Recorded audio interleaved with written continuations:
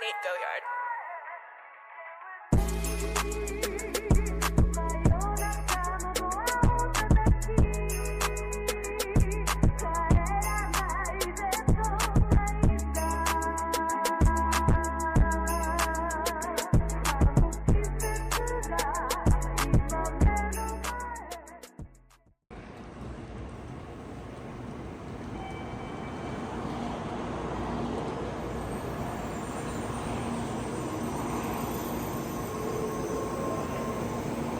Hello guys, welcome to my new vlog. This time I am taking you to the most fascinating city on the planet, Tokyo, the heart of Japan. I've been wanting to visit Tokyo for years and now it's finally happening. There is something about this city that just pulls you in. The lights, the rhythm, the mix of old and new. But I just want to take it slow and let the city surprise me. No big plans, no pressure, just here to enjoy the city, the vibes, the food, see some modern art and whatever comes my way. If you are into slow walks through the city, street coffee and random little discoveries, you are in the right place.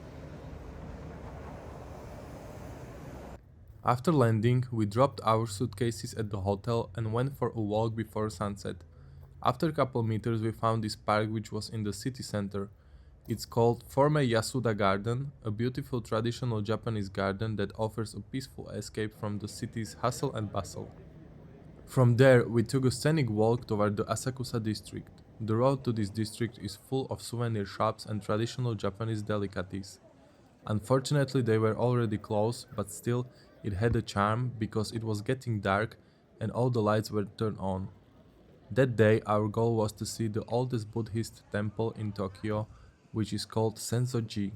The temple was built in 645 AD, so it is more than 1300 years old.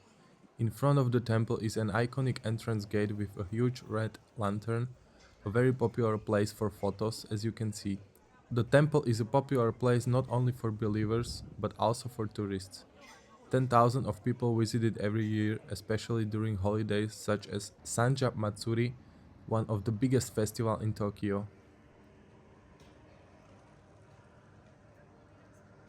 Since we still had a jet lag, we took a quick walk to the Sumida River, enjoyed the view of the Tokyo Sukaichuri Tower, tasted our first Japanese snack, takoyaki, and ran to the hotel to rest after a demanding 20 hours of travel.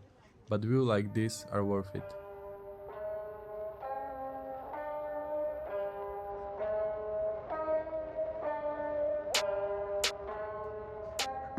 After a proper sleep and breakfast, we went to the Chiyoda Otemachi district the next day. We came here to look because it has such an American vibe.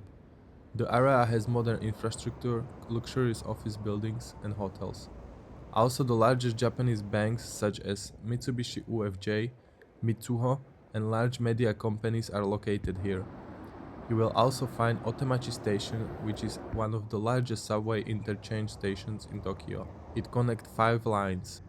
This business district is located between Tokyo Station and the Imperial Palace. In front of the palace is this beautiful huge garden called Kokyo-gaen National Garden.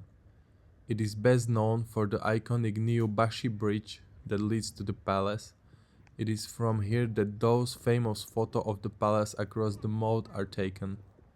It serves as a transition zone between the bustling city and the historic palace, very popular with tourists and locals. In the center of Tokyo, you will find many skyscrapers. Some of them offer a unique view of the entire city.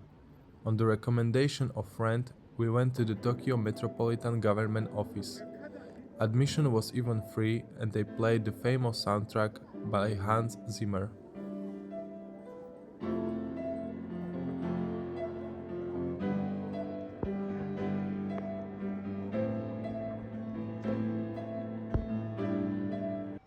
The view was exceptional. Since it was only morning, we were lucky and got in pretty quickly. We had a lot of time, so we walked around the city for a bit, admired the interesting architecture and then headed to another part of Tokyo. Specifically to the part of Nishi Shinjuku, which is known as the futuristic business district of Tokyo. Thanks to sci-fi atmosphere, especially in the evening, it is popular among photographers and filmmakers. It is sometimes used as a backdrop for futuristic or cyberpunk scenes. If you got the chance, get here. I definitely recommend visiting Omoide Yokocho Street, where we had probably the best ramen of our lives. Tokyo is known for rich culture of diverse food, and in these narrow streets you will find a variety of restaurants full of interesting food. Some of them are hidden behind very small doors, which was interesting to discover. We made a quick stop in Akihabara before dark. It is a district in Tokyo that is best known as a mecca for fans of anime, manga, video games and electronics. Since the subway system in Tokyo is great, we didn't want to miss Shinjuku at night.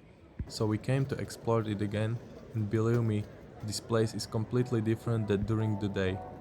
If you have never had crowd anxiety, believe me, with the amount of people passing by here, you will. But it was worth it. All the lights, sounds, and chaos is something you don't experience just anywhere.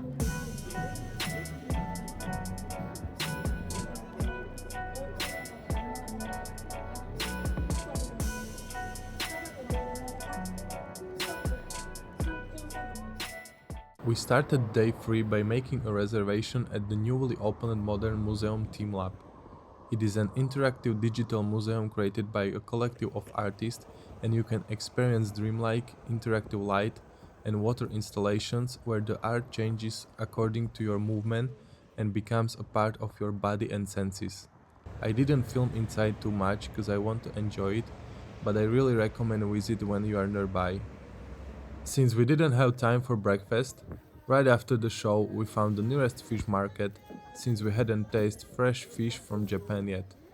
And it turned out that it was a very famous market that offered many goodies. From chocolate covered strawberries on a stick, sweet omelette, sushi, wagyu steaks, and many fresh fish caught this morning. The lines for food were too long, so we only tasted a few goodies and ran to the metro to the next area.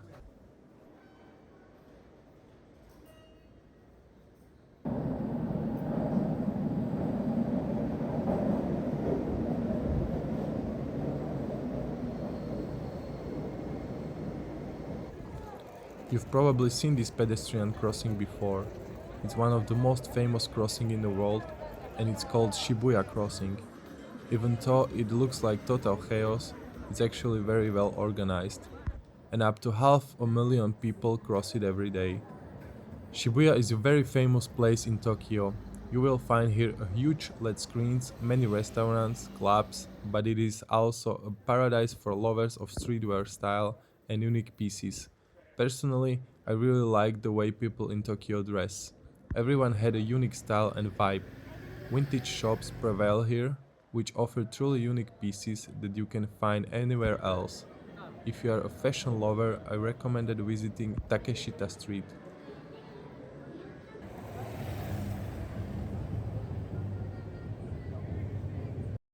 We wanted to spend our last day in Tokyo outside the city, so we went to the famous Yoyogi Park, where we relaxed a bit after demanding days. It is one of the few places in Tokyo where you can relax in nature, and yet you are only a few minutes away from the busy streets full of fashion, music, and chaos. Just before leaving for Kyoto, we managed to visit the Meiji Shrine. The entrance story gate symbolized the transition to another world where the material and the spiritual are connected. Along the way, you will see beautiful nature with many stops.